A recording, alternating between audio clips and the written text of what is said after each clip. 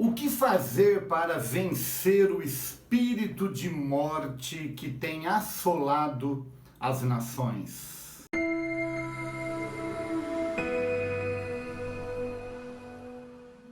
Estamos na semana onde se comemora a Páscoa.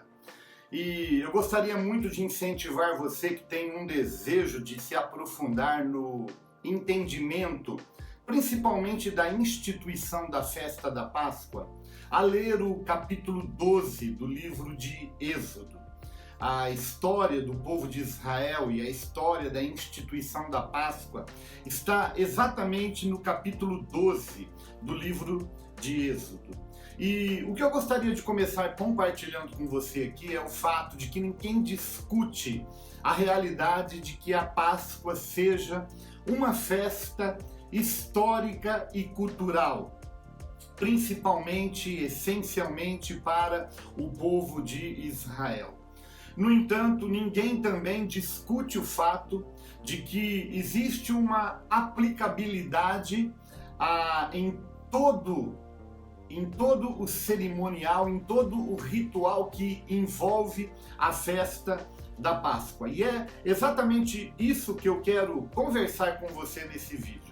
Em primeiro lugar, eu gostaria de compartilhar o fato de que nós precisamos entender que a Páscoa ela foi instituída e ela aconteceu exatamente num momento histórico onde o povo de Israel clamava por uma libertação. Você precisa entender o contexto em que vivia a nação de Israel. O texto sagrado diz que o povo estava escravizado no Egito há mais de 400 anos. Um povo oprimido, um povo escravizado, um povo subjugado, um povo humilhado durante 400 e até mais anos do que 400 anos. Então, esse contexto leva o povo exatamente a clamar por uma intervenção divina, por um livramento de Deus.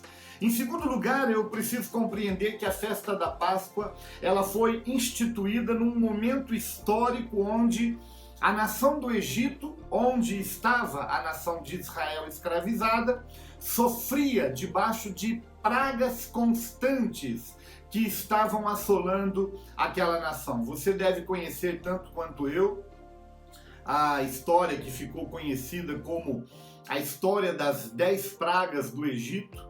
Deus visita aquela nação com 10 pragas que foge do nosso entendimento, tamanha devastação, tamanha insegurança, tamanho medo que o povo vivia naquela época. Mas o fato é de que nesse contexto de pragas, de destruição, de morte, de medo, de insegurança, Deus então pede para que o seu povo, o povo de Israel, celebre a Páscoa. E o interessante é que a última praga que haveria de visitar a nação do Egito era a morte dos primogênitos, ou seja, todo primogênito, seja de animal ou seja do ser humano, naquela noite haveria uma visitação de um espírito de morte e o espírito de morte iria ceifar a vida de todos os primogênitos. Finalmente, eu quero olhar para a Páscoa, para a celebração da Páscoa, olhando para o fundamento, para aquilo que Deus estabeleceu como o fundamento da celebração da Páscoa. E diz respeito tanto à presença de um cordeiro que deveria ser sacrificado, que deveria ser morto, cujo sangue deveria ser aspergido, deveria ser passado sobre os umbrais das portas de cada hebreu que vivia lá no Egito. E você deve estar se perguntando o que tudo isso tem a ver com o homem contemporâneo. O que tudo isso tem a ver comigo e com você? Bem, em primeiro lugar, eu quero desafiar você a olhar para toda a simbologia da Páscoa numa perspectiva de que tudo aquilo que estava sendo praticado e vivido nos dias do Velho Testamento eram sinais que apontavam para realidades e verdades que deveriam ser provadas e experimentadas no Novo Testamento. Então, quando eu olho, por exemplo, para o Egito, que foi exatamente a nação que subjugou, humilhou, escravizou o povo de Israel, eu posso olhar com muita propriedade para o mundo sem Deus. E aqui eu chamo de mundo o conjunto de princípios e de valores que são estabelecidos pelo homem que não tem a Bíblia como seu fundamento, a palavra de Deus como a base da sua vida.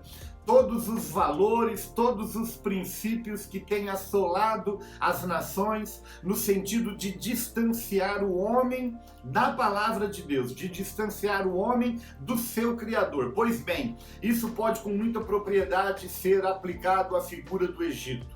Ou seja, o Egito tem humilhado muitas vezes, o Egito tem exercido uma pressão sobre a nossa fé, sobre os nossos valores. E quando eu olho para o Egito, eu penso nessa perspectiva. Quando eu olho para a figura de Faraó, eu olho exatamente para todos os inimigos que têm se levantado contra nós.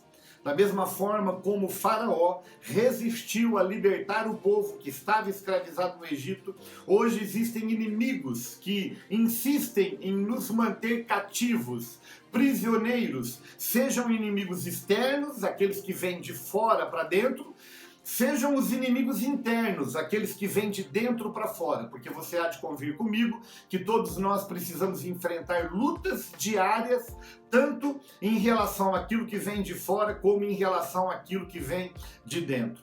Pois bem, olhando para tudo isso, eu quero exatamente fazer essas aplicações, olhando para a festa da Páscoa, fazendo essas aplicações na nossa vida no dia de hoje. Assim como a Páscoa foi uma resposta ao clamor do povo, eu quero compartilhar com você que Deus deseja ver no nosso coração, hoje, da mesma forma, um clamor por uma intervenção divina, um clamor por algo que só Deus pode fazer. O mundo tem olhado para os homens, o mundo tem olhado para os governos, o mundo tem olhado para a ciência e já estamos há mais de um ano sem resposta para algo que tem assolado a humanidade. E eu quero desafiar você a gastar um bom tempo durante essa semana, onde estamos celebrando a Páscoa, para clamar a Deus, para buscar a Deus e pedir que de alguma forma Ele intervenha na nossa história. Deus precisa ver em nós um desejo por um basta. Basta por tanto sofrimento, basta por tanta insegurança, basta por tanto medo. Só que para isso nós precisamos olhar para o lado correto. Nós precisamos olhar para cima e precisamos clamar ao nosso Deus, que da mesma forma que interveio na história de Israel, Ele vai intervir na nossa história também. E eu tenho certeza que Deus, vendo esse clamor no nosso coração, Ele vai intervir e Ele vai fazer cessar a praga. Ele vai fazer cessar essa pandemia. Agora, finalmente eu preciso compartilhar com você o fato de que existe uma simbologia na figura do Cordeiro e na figura do sangue que foi derramado lá no Velho Testamento. Você deve saber tanto quanto eu que quando João Batista vê Jesus vindo ao seu encontro para ser batizado no Rio Jordão, João Batista diz: eis o Cordeiro de Deus que tira o pecado do mundo. Então você e eu precisamos entender hoje que não precisamos mais de sacrificar animais, de derramar o sangue dos animais. Não precisa mais ser feito isso, porque o último cordeiro já foi oferecido, já foi sacrificado. Quando João diz: eis o Cordeiro de Deus que tira o pecado do mundo, ele estava dizendo para mim e para você que aquele sangue derramado na cruz do Calvário, ele é suficiente para nos perdoar de todos os pecados e para nos lavar de toda injustiça. Sabe, querido, eu quero desafiar você a fazer duas coisas. Aproveite essa semana de Páscoa e faça duas coisas. A primeira delas é exatamente Como é que eu posso fazer uso da figura do Cordeiro? Como é que eu posso fazer uso da figura do sangue nos umbrais das portas? Eu quero te dar duas sugestões para fazer isso. A primeira delas é, sem sombra de dúvidas, a necessidade de fazermos uma aliança com Jesus Cristo. Quando nós olhamos para a cruz e nós entendemos o valor daquele sacrifício, e o que Jesus estava conquistando e nos proporcionando através da morte de cruz, eu então me rendo a Ele.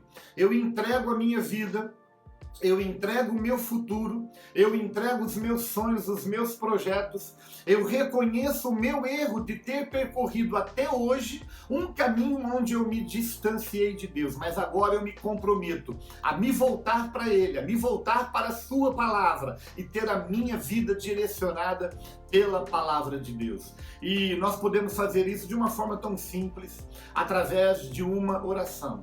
Uma oração pode selar uma aliança que você deseja fazer, ou pode renovar uma aliança que porventura você já tenha feito com o Cordeiro de Deus. E eu quero orar nesse momento e quero convidar você a fazer a mesma oração comigo. Pai, em nome de Jesus Cristo, nesse dia, especialmente nessa semana, onde se celebra a Páscoa em muitas nações, em muitos lugares da terra, nós queremos olhar para a Páscoa, não somente numa perspectiva histórica, mas numa perspectiva espiritual também, entendendo que o Cordeiro morto e o sangue derramado apontavam para Jesus Cristo. Jesus Cristo morreu pelos meus pecados na cruz do Calvário. Por isso, neste dia, eu faço confissão com a minha boca e eu creio no meu coração que Jesus Cristo é o meu único Senhor e o meu único Salvador. E eu oro em nome de Jesus. Pois bem, meu querido, uma oração tão simples como essa é capaz de mudar radicalmente a nossa vida. Sabe, eu quero desafiar você ainda a fazer um ato profético. Ato profético são sinais externos de verdades que eu entendo aqui no meu coração que estão acontecendo. Existe um elemento bíblico, a figura do óleo. O óleo que é consagrado a Deus, ele pode ser aspergido sobre uma pessoa enferma. Você pode ler isso no livro de Tiago, capítulo 5, a partir do versículo 16. E nós temos o hábito, nós cristãos, temos o hábito de consagrar a Deus tudo que temos e tudo que somos, ungindo aquilo que reconhecemos que vem de Deus. Eu quero desafiar você durante toda essa semana, na celebração da Páscoa, pegar um óleo que eu quero nesse momento abençoar o óleo que você vai fazer uso durante essa semana. E eu quero desafiar você para você aspergir os umbrais das portas de entrada da sua casa. Você deve se lembrar tanto quanto eu que quando a Páscoa foi instituída exatamente num dia em que a Bíblia diz que o anjo da morte ia passar pelo Egito. E quando o anjo da morte estivesse passando pelas ruas do Egito, ele iria olhar para as portas das casas, e a casa que tinha a marca do sangue do cordeiro sacrificado, o anjo da morte ia passar reto e não ia entrar naquela casa. Dessa forma, o povo de Israel foi poupado da morte dos seus primogênitos. Sabe, querido, quando eu desafio você a aspergir o óleo representando o sangue do Cordeiro, esse Cordeiro que você acabou de fazer uma aliança comigo, com Jesus Cristo, quando você asperge ele nos umbrais das portas, eu quero dizer para você que o anjo da morte, o anjo da enfermidade, o anjo da destruição, quando passar pela rua, pelo bairro, pela cidade, pelo país, onde quer que você esteja, o anjo passará reto, porque ele verá que nessa casa existe uma aliança com o Cordeiro de Deus, aquele que tira o pecado do mundo. Então eu quero desafiar você, eu quero abençoar o óleo que você vai fazer uso para aspergir a sua casa, principalmente você representando a tua família. Faça isso para que toda a sua casa esteja debaixo de uma aliança e de uma bênção que você está fazendo hoje com Jesus Cristo. Pai, nós te pedimos mais uma vez que o Senhor receba o nosso ato profético. E eu quero consagrar a Ti cada óleo que vai ser apresentado ao Senhor e que vai ser aspergido sobre os umbrais das portas. Guarda cada casa verdadeiramente aliançada contigo e com a Tua palavra. Eu abençoo o Teu povo, eu abençoo em nome do Senhor Jesus Cristo. Amém. Deus te abençoe abundantemente. Feliz Páscoa, feliz Jesus.